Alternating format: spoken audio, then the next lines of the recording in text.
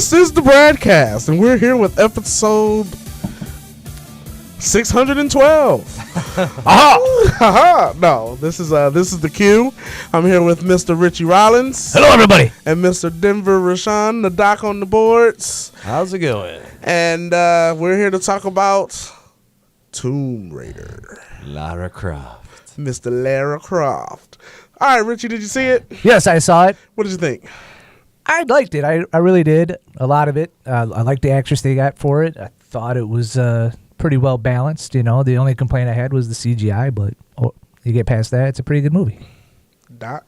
Yeah, the CGI was not great at times. The problem, I think, why the CGI stood out is for most of the movie, it's a pretty gritty, realistic take. Exactly. And then when you get into these like fantasy moments, it just doesn't fit in. They're not able to blend it too well. And I think that was on purpose, because I believe that, like we were talking earlier, that I think the CGI was meant to look like the game.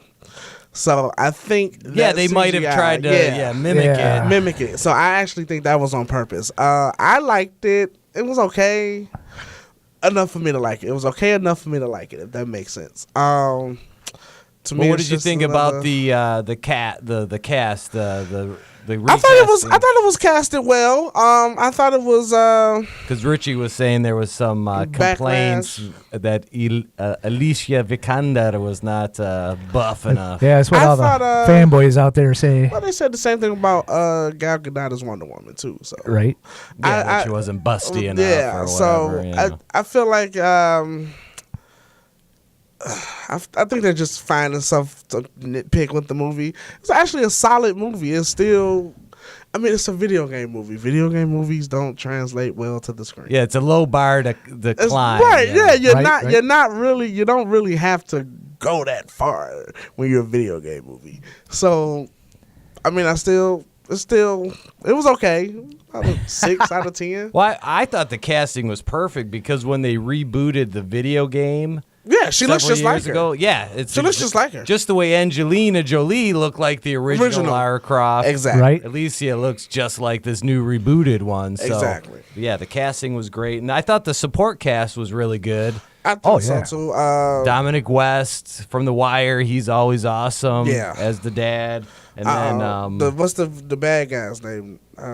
Walter Goggins. He always does a fantastic He's awesome. job. And he was a good villain in this. Yes. In the sense that, hey, he worked for bad dudes. He just wanted to go home. He was going to do whatever it took to get the job done. Exactly. You know, so. And as a villain, he had something what a lot of these movies lately are missing. He was menacing. Yeah. Oh, he was very menacing. He was very menacing. Yeah. But he plays that in a lot of his roles. He plays that character that you love to hate. Yep. You know, he's so good that, you know, you can't help but sympathize with him. Exactly. Right. Because, like, what was Justified? He was great in that. I loved him in Justified. That's right. Yeah. And then Hateful Eight. Yes. He was really good. Yeah, in Hateful Eight. Yeah. And then most recently, did you guys see Vice Principals with Danny McBride? It was on HBO. I did see a couple of those. Really good. Yeah, and it's really the same good. kind of character. I mean, totally different type of person. Yeah. But the same thing where you love to hate him. He does Yep. that better than anybody going He's right really now. good. I can't wait to work with him. One day. One day, Rich. We'll get you in there, man. We'll get you in there. Now, what I didn't like about the movie was that they went a little bit too close to the original Tomb Raider with Angelina Jolie. Okay. In that, you know, it was about her trying to find her father or find out what happened to her father. And then on the flip side of that, the original Angelina Jolie movie, you know, they had fun with it. Whereas this movie was really no fun at all. They kind of took the serious, you know. I like the serious part of it. I like the serious. Well, it's a fine line because to me, I always compare all these kind of archaeologist type of movies to Raiders of the Lost Ark.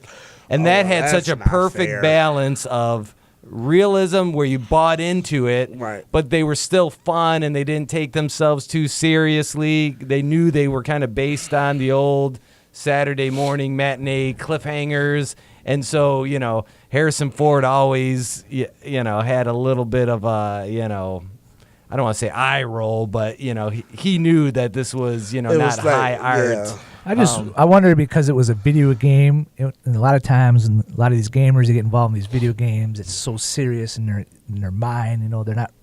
There's really no comedy the video in the game games. is a very serious tone too. It's Right. not really. I wonder if they were trying to games where follow they the. have. I wonder if they were just trying to follow the tone of a video game. I think that's what they were trying to do because the new video game is really serious. Even the old video games, like they're serious in tone. It wasn't really a lot of.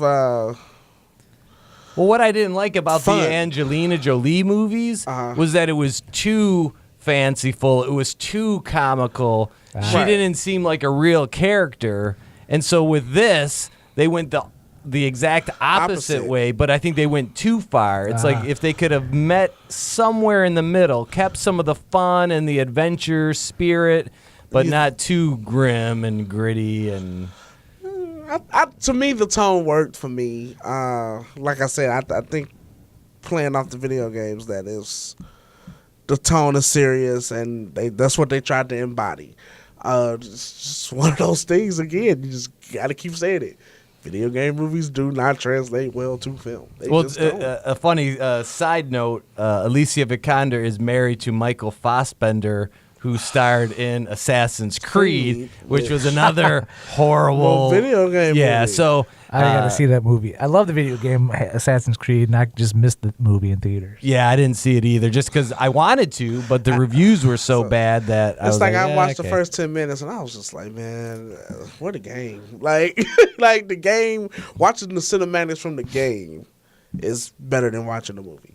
Well, yeah, nowadays these cutscenes are so amazing. Yeah. And I've seen they have them on YouTube. They'll edit all the cutscenes together into like a little 2-hour movie. Yep. Wow. Which is, some of them work better than others, because to me, why video game translations never work is the fun of video games is the interactive quality of them. Right. And so when you strip that out, there's not a lot left. Especially with the video games now, because you can make choices. So you can make this choice, you can make this choice, you can make this choice. Yeah, they're open world. Exactly. Back in my day, you pretty much had to do the Super Mario, follow the side-scrolling screen, Right. Whereas now there's so many ways you could take these games, And even with that, like you would think Super Mario Brothers would translate well to screen. Yeah, but not as a real movie. Like that's something that should be animated. Yes. Like a Mario Brothers needs to be animated, or like a Sonic needs to be animated. Like I can see those movies. Anyway, Sonic the cartoon was great growing up. Well, and there has been word, and I don't know what the recent developments have been, but Nintendo does have a movie partner in place, and they are going to be doing animated versions of a lot of their characters. So, and I bet you they'll knock it out of the park. Yeah, because I got to say, even though it wasn't a real video game movie and that it wasn't based on a pre-existing property, but Wreck-It Ralph is a great movie. Yeah. And that's set in a video game world. Yeah. So it can be done, but to your point, that was animated. Right. And that's really, I think, if you're going to do a video game, you got to take it animated. It's gotta be animated. I thought Scott Pilgrim versus the World was a good video game movie, even though it's not a video game. That is one of my all-time favorite movies, really good and I video agree. game movie, Yes. I would put Scott Pilgrim and Wreck-It Ralph as the two best video game movies I forgot about of all those were time. video game movies. Yeah. And then you could even throw Tron into the mix because there was a video game. It came afterwards. Yeah.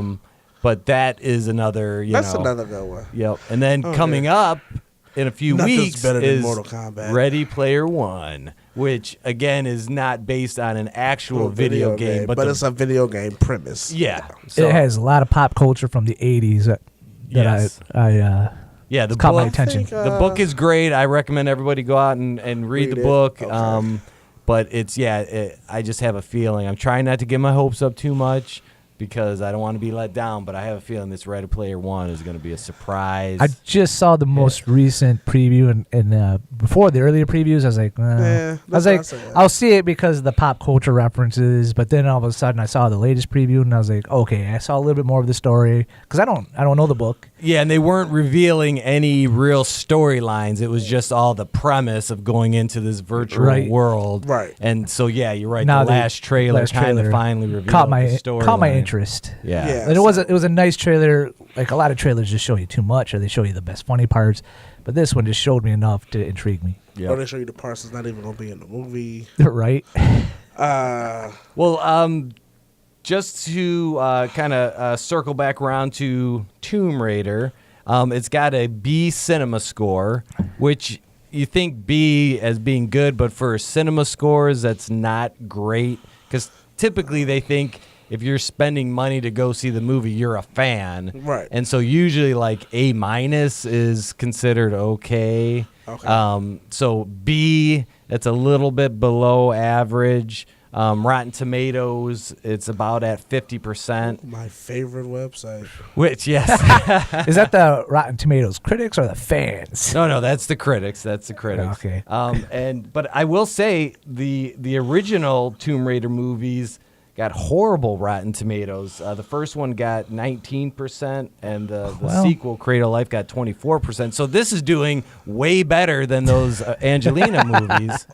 I love Rotten Tomatoes. Or else maybe the Rotten Tomatoes critics are actually coming around to knowing what good movies are. Maybe they're slowly rising up, catching up with everybody else in the world. Well, it's box office is weak. It looks like Black Panther will have defeated it in its opening weekend. So for a movie that's been out 4 or 5 weeks to beat a movie that's just coming out. Oh yeah, that's terrible. Not a good sign. Not a good sign. Well, everybody's seen Black Panther like 4 or 5 times, and then there was a couple other movies that came out that a lot of people were interested, like Strangers or something. Yep, that's a horror movie came out. And then Hurricane Heist. I gotta go see Hurricane Heist. I cannot wait to go see Hurricane Heist. That does kind of look like one of those so bad it's good kind of movies. First of all, you guys like Sharknado. That's what I was gonna say. That's a Sharknado type movie. I was gonna say, I was about to say a Sharknado type movie. Hurricane Heist is gonna be my Sharknado. I can tell you that already. It looks amazing. It does. Okay, so let's crank it back several years, because the whole reason I wanted to do this podcast was because everybody knows Lara Croft, Tomb Raider, whether you've played the games or not, or seen the movies. Have you guys played the game at all before? At one of the 18 different incarnations. A long time ago. I played it on the PlayStation 1. That was the original Tomb Raider. Was on PlayStation. It came out in 1996. Was the very first game. That's the one I really tried to play. And at that time, I was playing NBA Live and Madden. That's all I cared about. So, well, what's interesting is after that 1996 release, it was so popular that they essentially had a new Tomb Raider every year after that, up until 2003, which was the Angel of Darkness installment. And I guess it had been delayed, and so they just rushed it out. It wasn't complete. It was glitchy. And it came out a month before the Cradle of Life, which was the sequel to the original movie. Oh. And so the movie studio blames the video game coming out for, why Cradle of Life. So it's interesting. I can see that. I can see that. I remember that being as popular as Doom when I was younger. Doom was a really good game. Yeah, and they made that a movie. Yeah, it is. Well, I just remember I never really played Tomb Raider, but I just remembered all the cosplay. Yes. Like every young lady out there wanted to, So I think it was just because they were starved for video game characters, and it was kind of revolutionary that you had a central female character. I think she was the only one, her and that was intelligent, strong, and because you don't have many of those over the years. From Metroid Prime is a female. But that was it. But traditionally, like in the Nintendo universe, Princess Peach is the one that has to be rescued, so this was a character that was doing the rescuing. Yes. So. And so the video games kind of languished. 2004, 2005, no releases. They did some kind of anniversary editions in the mid-2000s. And then in 2013, they totally rebooted it, which is what the movie is based on. Because I had heard people complaining, why are you bringing back Tomb Raider? Wasn't that long ago? Or why didn't you get Angelina to do it again? Yeah, right. And I thought this was actually a case where, because they rebooted the game so successfely, that a movie reboot kind of seemed to make sense, match it up with what they were doing in the video game. Right. Yeah, no, it made perfect sense. She, like you said, she looked just like the new video game incarnation of Tomb Raider. I thought they did a good job. It was okay movie, but the casting was perfect. Yeah, and what I liked about the movie is that it was almost like a Lara Croft's origin stories, right? Yes. Because the Angelina movie, she's the opening scene. She's already guns blazing, and she's a great adventurer already. We missed all of that. Yeah, right. They just cut right to the chase. So this, I thought it was pretty credible how they kind of built her up. Because the first, if you remember when she was running on the docks. There's a few times where she could have jumped and she kind of held herself back, afraid to put herself out there. Right. And so you kind of see this slow evolution through the movie so that by the end, when they get into the tomb, she's actually going full tilt, kind of classic Lara Croft mode. So that I did like about it. Oh, yeah. You got to see her evolve. And I like that she was, even though she was intelligent, you watched her learn. Yeah, throughout the thing. You watched her learn, and then you watched her, even in her little fighting, she got her butt kicked so many times, but you still watched her just improve, and that's this growth, that's writing. Yeah, Angelina Jolie was the superhero version of Lara Croft. She already knew everything. She was a super genius, super spy. Like you mentioning about her being scared to jump off the dock, even when she killed the guy, when she drowned the guy, it was more like, oh my God, I just killed somebody. Like, yeah, you see her for the first time taking somebody out, and it was pretty. Although the only thing I will say is, with those, when she breaks out the bow and arrow, I know it's true to the video game, but there's guys with machine guns, and she's going in there with her little, antique-looking bow and arrow, taking people out, and I guess it's just because it seems like every female character nowadays has a bow and arrow, Maybe females, maybe that's their choice of weapon. I guess. Hey, they took on a bunch of machine guns, they win. So. Hey, look, I'm about to say, Candace took down the whole government. So yeah, exactly. Well, that's to me, that's what it felt like. Yeah, it felt like Hunger Games. Yeah. Took down the whole government, man. It was a Hunger Tomb Raider. So I think that's all I got. Anything else, gentlemen? I'm good on it, man. Like I said, I give it a 6 out of 10. That's as high as I can that's go. pretty good. I'd say I'd agree with that. Yeah. It's not a bad movie by any means. No. I don't think it's gonna, it's not gonna light the world on fire. But if you're a fan of Tomb Raider, if you're a fan of that kind of genre of, archaeologist type movies like The Mummy.